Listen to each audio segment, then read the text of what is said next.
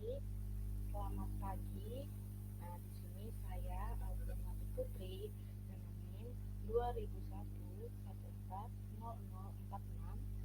kelas A semester 5 Universitas Unsur Cendana Kupang, prodi Pendidikan Guru Sekolah Dasar. Di sini saya akan menjelaskan tentang modul 5, yaitu strategi pembelajaran aktivitas ekonomi, perkembangan teknologi, dan permasalahan sosial.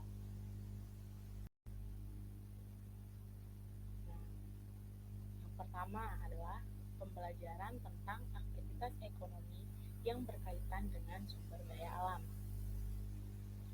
Nah, mengawali pembelajaran IPS pada materi aktivitas ekonomi, guru sebaiknya meraung sejenak apakah anak pernah dibawa ke pasar oleh orang tuanya.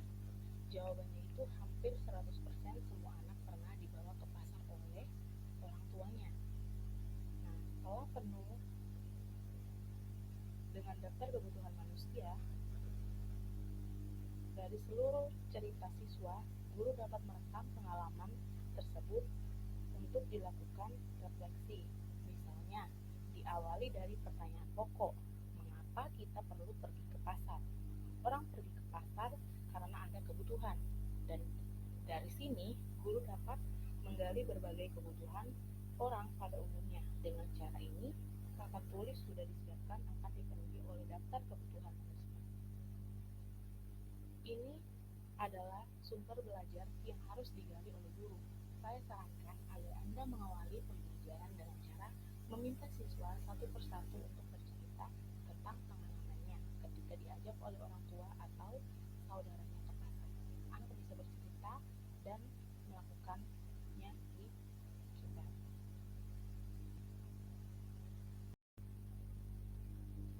Jika kehidupan ekonomi didasari oleh usaha dan pengorbanan yang optimal, nampaknya tidak ada di masyarakat yang dikecewakan. Semua orang akan merasa senang karena di antara mereka tidak ada yang berusaha menipu orang lain, tetapi justru akan memberi pelayanan terbaik agar memperoleh keuntungan yang sepadan dengan usahanya.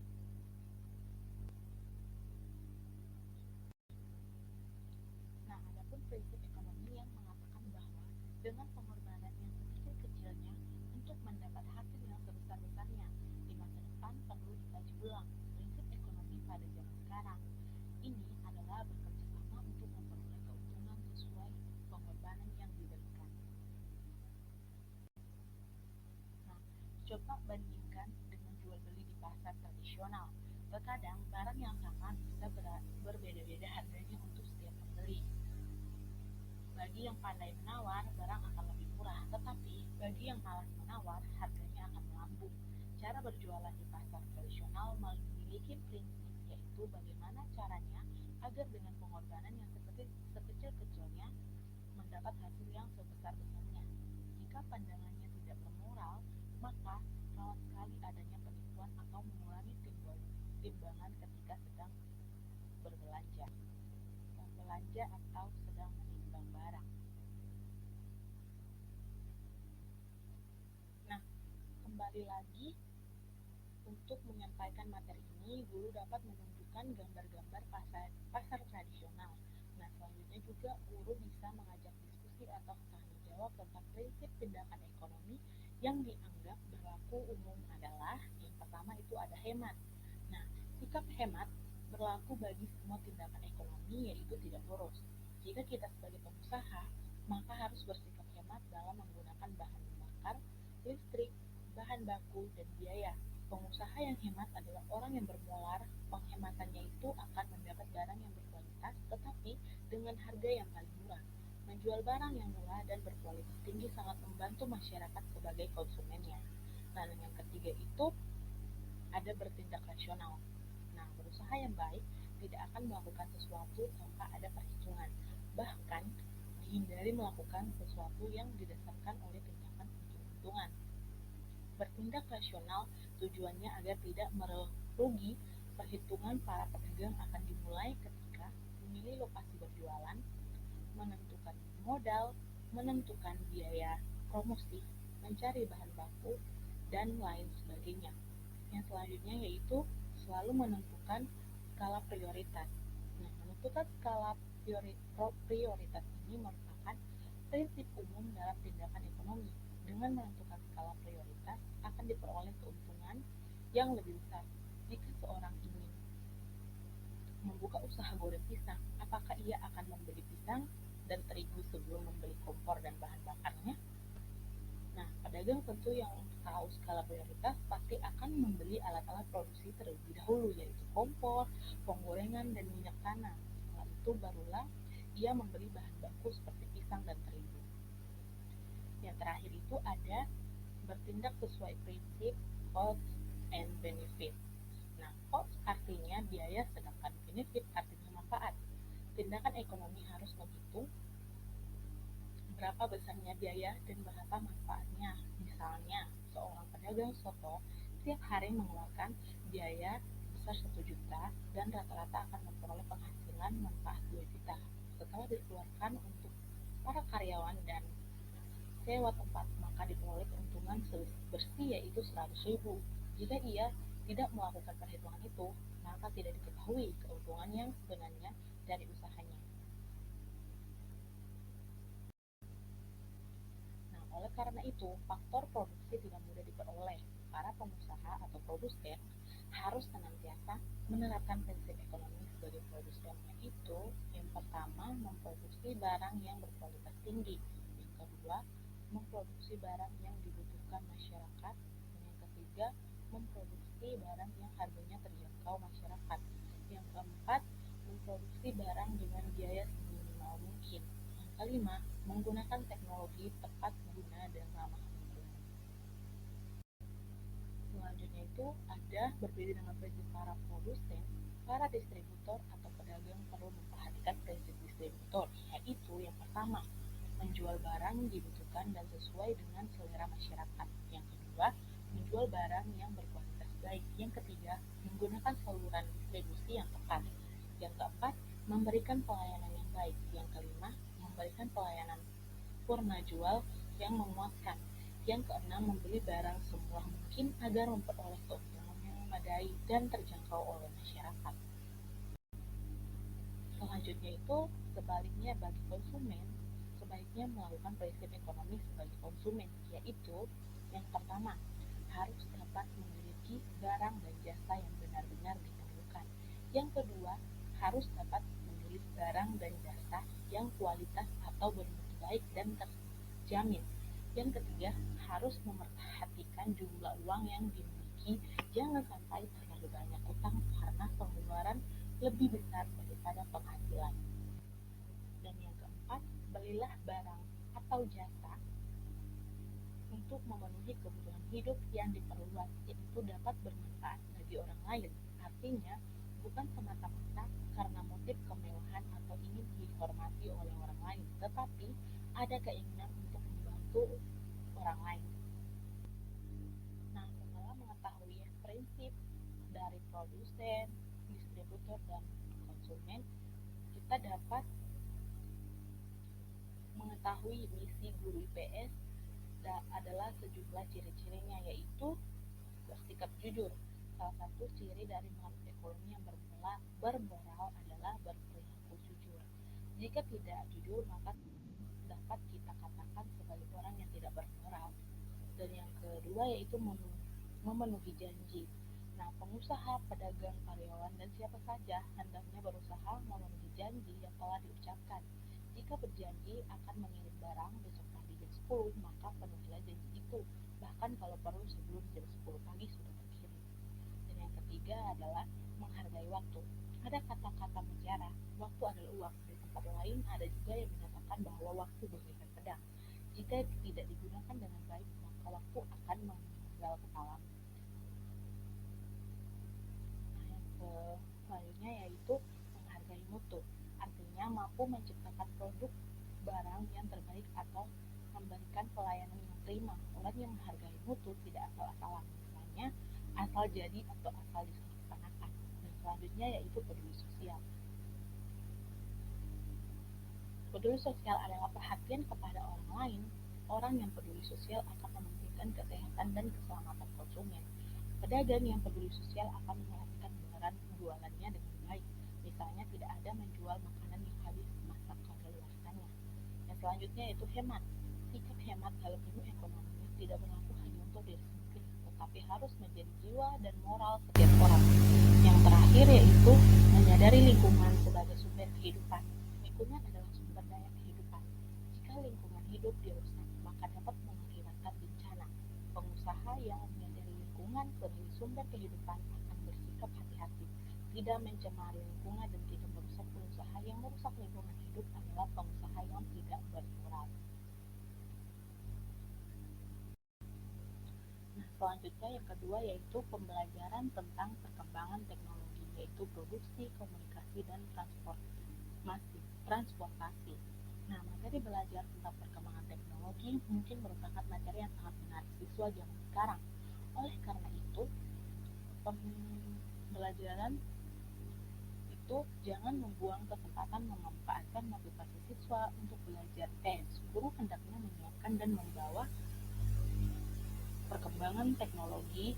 Jika tidak ada barangnya, guru dapat menunjukkan foto-foto, guntingan koran, atau contoh-contoh yang lain. Nah, perkembangan teknologi yang pesat saat ini tidak terlepas dari penemuan mesin uap oleh James E. Watt tahun 1736 sampai 1819. Seorang ahli teknik atau insinyur bangsa Skotlandia, gagasan tentang sebuah mesin yang digerakkan oleh uap telah diperkenalkan oleh Hero dan Iskandaria atau Alexandria pada abad kedua, namun tidak ada tindak lanjutnya.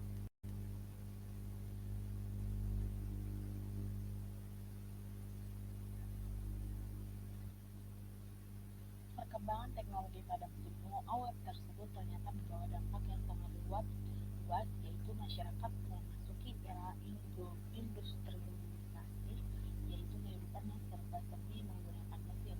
Dengan diciptakannya mesin-mesin yang terbuat dari besi di Inggris pada tahun 1780 telah terjadi suatu fenomena yang disebut revolusi industri di bidang mesin produksi perstekstilan. Sebelum terjadinya revolusi industri, barang-barang yang dibutuhkan oleh masyarakat telah diproduksi oleh anggota masyarakat sendiri secara industri rumahan.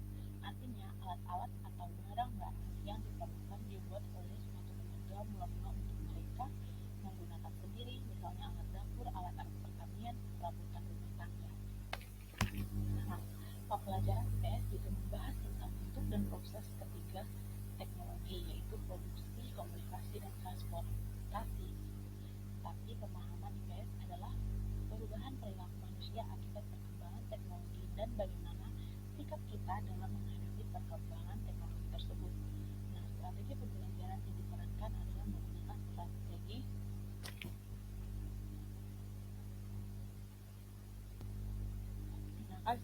comparative learning dengan metode 2 tinggal 2 tamu atau bentuk lainnya yang inovatif.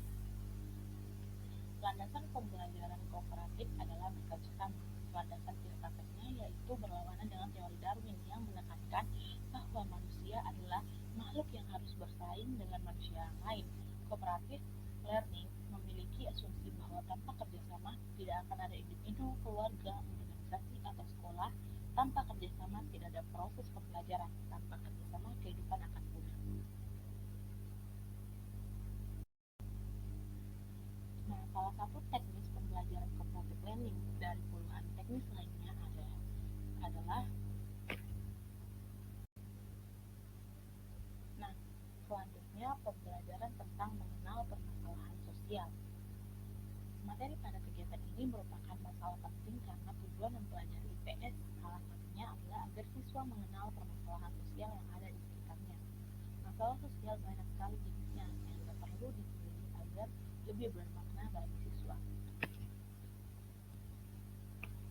Tiap masyarakat Indonesia umumnya menghadapi permasalahan sosial yang hampir sama, seperti kemiskinan, pecahnya ikatan-ikatan keluarga, masalah generasi muda dalam masyarakat modern, masalah kependudukan, masalah lingkungan hidup, kehidupan politik yang tidak stabil, kejahatan, dan konflik antar masyarakat yang memicu terjadinya kerusuhan dan peperangan. Masalah sosial di atas timbul dari berbagai sebab yang saling terkait. Awalnya orang menganggap bahwa masalah sosial disebabkan kemiskinan. Namun ternyata pada masyarakat yang makmur sekalipun masalah sosial juga dapat muncul seperti kenakalan remaja, penggunaan obat-obat terlarang, kehidupan seks bebas, dan kehidupan hedonisme atau mengejar kesenangan hidup di dunia tidak peduli terhadap norma agama. Dengan demikian, masalah sosial terjadi di setiap masyarakat. Nah, masalah sosial secara umum dibagi empat kelompok, yaitu masalah sosial yang ditimbulkan oleh faktor ekonomis, biologis, psikologis, dan kebudayaan.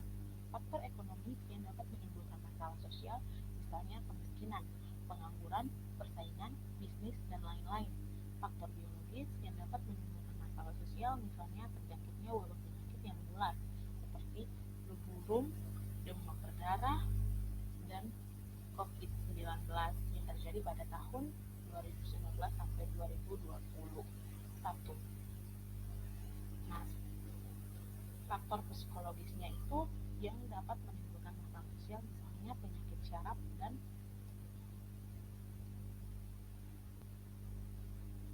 dan disorganisasi jiwa atau stres dan lain-lain. Sedangkan faktor kebudayaan yang dapat menimbulkan masalah sosial, misalnya menyangkut mudahnya perceraian, kenakalan anak-anak, konflik rasial, dan konflik keagamaan.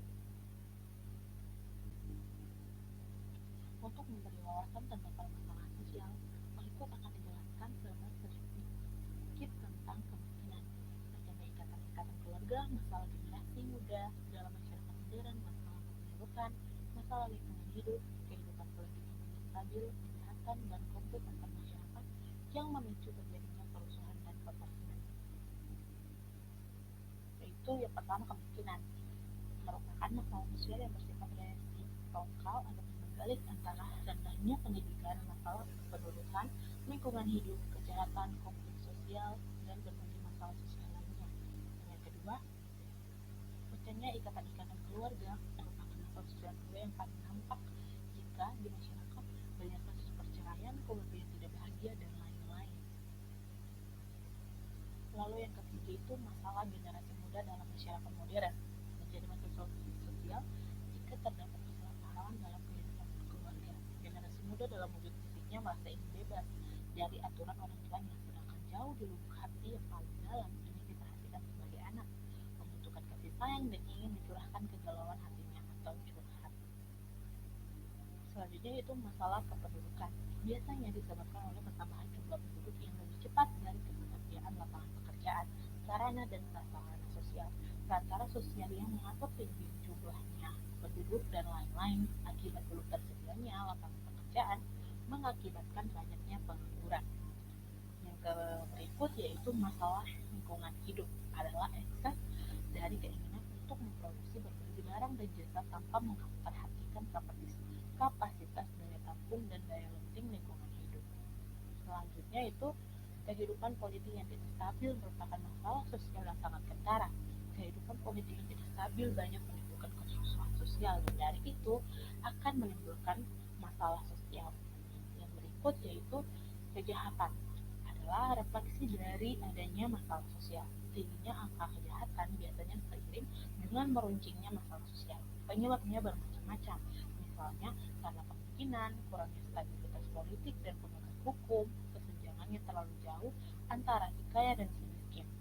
Yang selanjutnya yaitu peperangan, juga merupakan masalah sosial di mana dua negara saling berperang. Negara yang merasa paling berkuasa dengan sesuka hati merampas tanah negara orang lain, sehingga menimbulkan masalah sosial yaitu kemiskinan, penderitaan, kebodohan, penindasan, dan lain sebagainya. Sebagai contoh, anak usia sekolah dasar kelas 4 mungkin tahu tentang orang miskin, yaitu tentang kehidupan seharinya, apa yang dimakan, pakaiannya, kondisi rumahnya, dan lain-lain. Dimulai dari pertanyaan mengapa mereka bisa miskin, anak dapat menyebutkan penyebabnya, yaitu karena mereka tidak memiliki uang. Tidak memiliki uang karena tidak bekerja, atau karena pekerjaannya merupakan pekerjaan kasar, dan kecil, banyak keluarganya, tidak memiliki lahan pertanian, dan lain sebagainya. Sekian penjelasan saya tentang modul 5.